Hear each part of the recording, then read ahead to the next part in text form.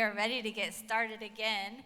We have, in yet another wonderful follow-up to the previous panel, we're going to welcome back to the stage Evan Smith, Senior Advisor for Emerson Collective, who's going to lead us in a very special conversation with Julie Pace, Senior Vice President and Executive Editor of the Associated Press.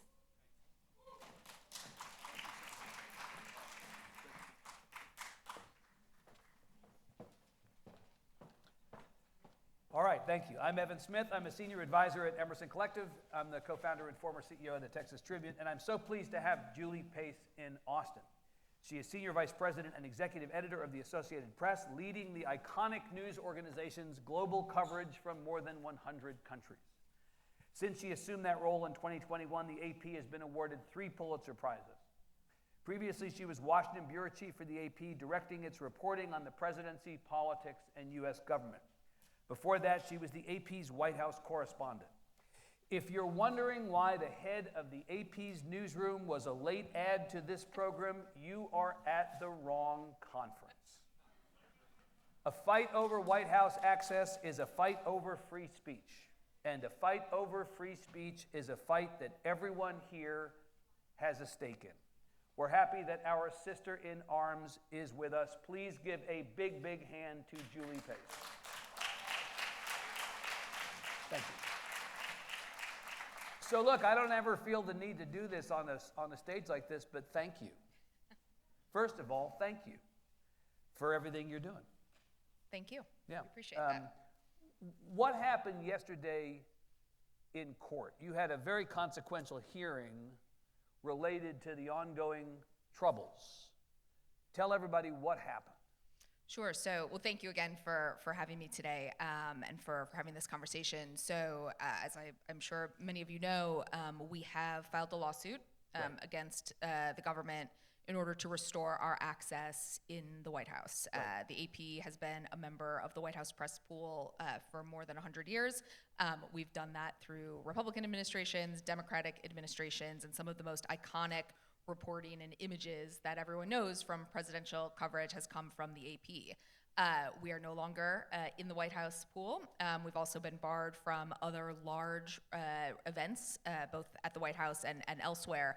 And really, it was a last resort for us to file a lawsuit. That was not a step that we wanted to take, but really it became sort of the option of last resort for us. So we were back in court yesterday. Arguing that our First Amendment rights have been violated, also that there was a due process violation here. It was a very substantive hearing. 2 of our really terrific journalists, Zeke Miller, who's our chief White House correspondent, Evan Vucci, who's our chief Washington photographer, both testified about the impact that the ban has had on their coverage and their ability to cover this White House in a way that truly reaches people around the country and around the world. The judge did not issue a ruling at the end, but we felt like it was a really substantive hearing. We felt like we were able to make our arguments, and we look forward to hearing what the judge has to say. You have no sense of the timetable for a ruling. We don't. Right. We don't. So this is really about the Gulf of America? Yes and no. You know, that's where it started, but I really would encourage everybody to think about this as something that is so much bigger. You know, this is about... But Julie, that was the catalyst for this. It was the catalyst. It was the catalyst. Right. But again, that was the catalyst, but it was really not just about that language that we are using. It was about whether the government can tell a news organization or anyone what language to use, and if they don't comply, retaliate against them. Yeah, but I'm not diminishing the larger implications of this and the kind of, the stuff that gets me as a journalist emotional, is peace. But this is about the Gulf of America. This is about the fact that the AP would not bend to the will of the president and call this thing that he insists we call it. And I think it's important. Right? Yes, and I think there was nothing else you did. There was nothing else that we did. Right, yeah. And I think it's important to explain who the AP is right. and why we made that decision because we're a global news organization. We operate in 100 countries around the world. And we get requests from governments all the time to use language that they prefer. And we have to make decisions around language that makes sense for the broadest audiences possible. Right. That's always the frame that we look at these decisions through, is what is the broadest global audience going to understand here? And in this case, the decision, which we explained very clearly, has been public for many weeks since the beginning of the administration, was that we would continue to refer to the Gulf as the Gulf of Mexico, but also acknowledge the president's executive order referring to it as the Gulf of America within the United States. And so we were very transparent about that. We explained the rationale. I should note that most major news organizations also use that same style guidance as well. Yeah, and in fact, your style guidance, the AP style book, is the style guidance for so many other news organizations. So in some ways, you're really driving a conversation. But in fairness, it is not just you. Correct. It is not just you. So this question of what you can do and what you cannot do, and whether you are hamstrung by this order. I mean, many people who don't like the AP, don't like journalists, say, oh, so what? They can still cover everything. Zeke Miller, the chief White House correspondent for the AP, who you referred to, told the judge yesterday that the AP has been forced to report in a delayed fashion, in quotes. What does that mean exactly? Sure. So the first thing I should say is, our commitment to covering the White House has not lessened at all since this started. And our journalists continue to show up every day, show up for pools. They get turned away. They continue to try to make the case that they should be in the room every day. They show up anyway, even though they know they're going to be turned away. Correct. And every day they're turned away. Correct. Wow. Correct. But we feel like it's important for us to be there because, again, this is not about, we look at this not as, is the AP getting in the room? This is the AP, which is the representative of thousands of news organizations and 4 billion people around the world every day who interact with our coverage. We are their representatives in that room. And so we're showing up not for ourselves, we're showing up for them. And so we feel like that's an important thing to continue to do. And you're committed to sending somebody every single day, even though you know you're going to be turned away, simply because you believe it is your right to be there. We believe it's our right to be there, and we believe it's crucial for the public for us to be So there. what does the delayed coverage thing mean? Sure. So when we're in the room, when our own reporter is in the room, we are able to send feeds from that reporter out into the world in real time. We're able to make observations. We are able to not just listen to what the president is saying, we're able to see who's in the back corner of the room. We're able to see what the look on people's faces is, advisors. We're looking to see what the foreign delegation is scrambling to do, and we're able to feed that out instantly. Now, when we're not in the room for text, we're having to rely on reports from other news organizations. And some of those reports are very high quality, but they are at a delay for us. And then for photos in particular, we've had to take some, and Evan Vucci talked about this in the hearing yesterday, we've had to take some pretty extraordinary steps, like flying a visual journalist from Ukraine over to the United States to be in the Zelensky pool, to be in the room to take those photos. But that's not a White House photographer. That was one of our extraordinary visual journalists, Mstislav Chernov, but he's not a White House photographer.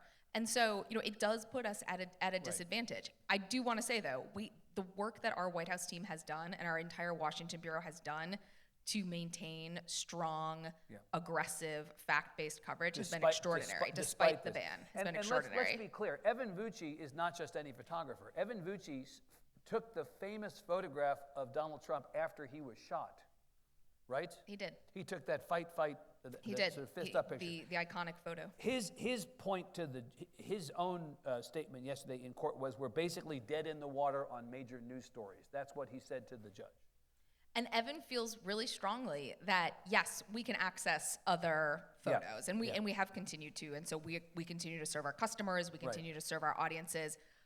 I would argue, and Evan would certainly argue, that I want Evan Vucci in that room, right? Not somebody else. I want Evan Vucci in that room. I want Alex Brandon, who's one of our other award-winning photographers, our entire White House team. They have made literally a career out of photographing historic moments. And so, like I said, so many of the iconic moments of the presidency throughout the last several decades have come from the AP. You might not always know that, but they come from the AP. Let's acknowledge that.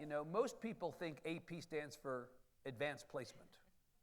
Like the average person, civilians, people not in our world, don't necessarily have that same interaction with the AP. I mean, one you'd rather not have this, but one byproduct of this is now the AP is known to a lot more people as a consequence of it. But people are not fully aware of exactly how much the AP provides them. I want to talk about two impacts. One is that this attack on the AP, keeping the AP out, is not just an aggression against the AP, it's a warning shot against all the rest of us. Zeke made this point. He said to the judge that other outlets have begun to tread lightly in their questioning of the president to avoid repercussions. Fall in line, or as your lawyer said yesterday, the AP's lawyer, you end up in the penalty box. That's definitely one of the messages of this, isn't it? I think it is. Yeah. And I've had that conversation with many of my colleagues at other organizations, which is, we may be the target now, Right.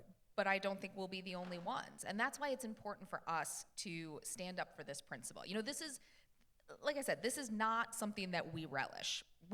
No news organization wants to be in court suing the administration. We want to be in the Oval Office covering the administration right now. But we do feel like this is an important principle to stand on, and I think we are uniquely positioned at the AP. I mean, we've made this point. We are not owned by any corporation. We have no shareholders. If we don't stand up for this principle, who will stand up for this? And we feel like we're doing that not just for the AP. We are doing that for all news organizations and really for the public as well. And you made the point in a Wall Street Journal opinion piece earlier this week. You said, today the U.S. government wants to control the AP's speech. Tomorrow it could be somebody else's. So this is essentially the gateway drug to censorship, is effectively what it is. Again, we don't feel like we are being singled out because we're the only ones who will be targeted here. Right. I asked the panel before you got here, if in kind of a great Aaron Sorkin, sense, everybody in the White House press corps should have walked on the day that the AP was banned. You ban one of us, you ban all of us. The previous panel said, they love you, but also they were like, our job is to report on the president. What do you think about that? We didn't call for a boycott. We didn't ask other organizations to take that stand. I think that, our goal here has been trying to maintain independent, nonpartisan coverage of the administration. Yep. And I think, I'm sure this came up in the previous panel, the White House press corps is an incredibly diverse press corps. Yep. That's both in terms of size and reach and medium and political bent. Ideology, right. Ideology. Yeah. It's an incredibly diverse press corps. Getting the press corps to agree on anything is quite difficult. Right. And so I think the reality is that was probably unlikely to happen. And our goal is to try to make sure that not just the AP, but everybody who's in that press corps can continue to have access. Yeah. The other impact point, which I thought was, when I heard this, I thought, oh, of course, this makes perfect sense, also came to me from your opinion piece, where you referred to a newspaper in Missouri, the Joplin Globe.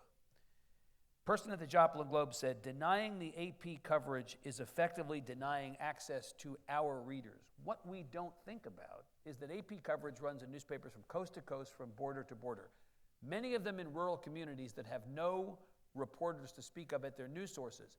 Many communities that voted for this administration. And by denying the AP, they're denying news coverage to those communities and to those voters. It sort of didn't occur to me, you said 4 billion people see your stories every day. What the ban on the AP means is so much more than simply keeping your reporter out of the press corps. It's one of the things that I've always loved about the AP, that one AP story, one AP photo can be everywhere. And it can be in a major national publication in the United States. It can be in a major national publication in Japan. It can be in a small community newspaper in a red state and a small community newspaper in a blue state. And so when we talk about, at the AP, being nonpartisan, it's not a throwaway line for us, because we put out one news report every single day. One report. It has to be able to run in all of those different places. Right. It has to be viewed as credible and nonpartisan and fact-based in all of those different places. And so we take that incredibly seriously. It's core to who we are. And when you take us out of the mix, you take us out of all of those places. Right. You deprive those audiences of a news organization that wakes up every day thinking about, how do I serve that audience? How do I make Yeah. sure that they get fact-based news at a moment when fact-based news is really hard to come by? I'm tempted to say that in a week in which the administration was found to be discussing war plans on Signal, the idea that they would do anything ham-handed is not that big a leap. But the ham-handedness of this, to me, is kind of extraordinary, because they could have just picked on an organization that was, by its nature, much more partisan or much more anti-Trump. By picking on the AP, you're picking on literally the most antiseptic news organization. Like, the issue is not that you're all a bunch of left-wing lunatics, right? That's not the issue. No, and I want to be clear. I mean, we have had a good working relationship with the first Trump administration, the Trump campaigns. We had a good working relationship with this White House going into the start of the presidency, and we are not here to be adversarial. We are not. We don't fancy ourselves as oppositional. Yeah. Because again, our entire purpose as an organization is to reach people across the political spectrum. That is what we exist to do. It is what we were founded to do. So the idea that we would act in an oppositional way, the idea that we would be sort of in this fight as an adversary is very uncomfortable to us, and again, not the purpose of our organization. Right. Does it seem to you that they expected you would just kind of give up? I mean, they really haven't put up very much of a fight from what I've seen. I mean, their case for themselves has effectively acknowledged your argument for why what they've done is wrong. Yeah, I mean, I think what's interesting about this situation is that, you talked about kind of how this started. Right. I don't think anybody disagrees with how this started and why we're in this situation. Yeah. There was a independent editorial decision made by the AP based on what was best for our news organization. The White House disagrees with that, and they made it very clear to us that unless we changed our policy, we would be banned. But don't you think they thought that what you would do was cave? Everybody else is caving these days. Everybody else is caving. They've discovered that doing the wrong thing or the aggressive thing produces results, but it did not in your case.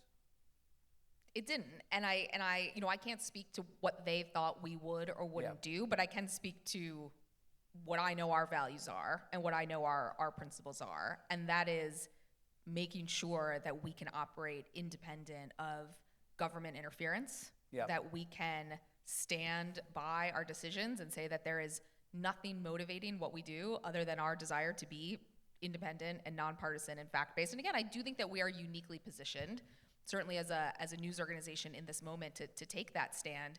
But I also think a lot about, if you bend on some of these principles, you're not just doing it for yourself. You're kind of bending for everybody else who comes behind you. And I think it was really vital to us to make sure that, again, we weren't just standing up for our own principles here. We were standing up for the principles of the entire independent press, and again, also for the public, because I think this matter of speech is something that is relevant beyond the media conversation. What's the end game here for you? Well, we hope for a favorable ruling in the court, but I will say, no matter what happens, whatever the outcome of the case is, we are comfortable with the position that we have taken, and we will continue to cover this White House in the ways that we have, throughout our history. Again, fact-based, nonpartisan, independent. Okay. We have time for just a couple questions. Joy Mayer of Trusting News has a question for you. Says the AP articulated a solid explanation for the Gulf of America language choice, but most of America did not see that. Would it be helpful for member news outlets to publish similar explanations and link to that from daily stories? Would you ever encourage them to do that? We would love that. Yeah. We put out our policy publicly right when we made the decision, because we knew that it was going to be picked apart. We didn't necessarily think it would end up here, but we knew that it was going to be picked apart. So we made that public, and that is actually one of the things we've talked a lot about this year, is trying to be more transparent about a lot of the decisions that we make, because we think the more we can pull back the curtain on what we do at the AP, I think the more people will see just how fact-based and nonpartisan we are. But yes, certainly we would encourage people to take a look at the policy. It's actually quite nuanced and I think quite strong.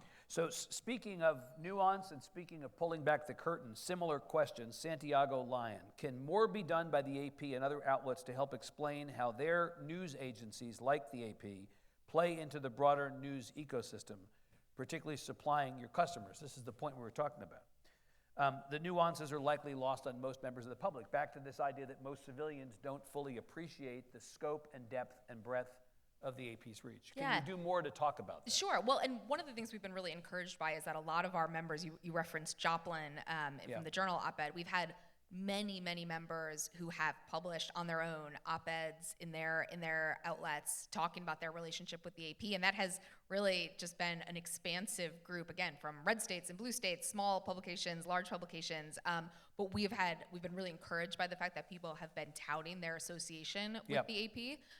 We really want to make sure that it is clear who we are and what we do. And again, I think that has been one of the bright spots in what has otherwise been a pretty difficult moment for us. All right. We got to stop. I know that everybody in the room joins me in saying thank you for fighting.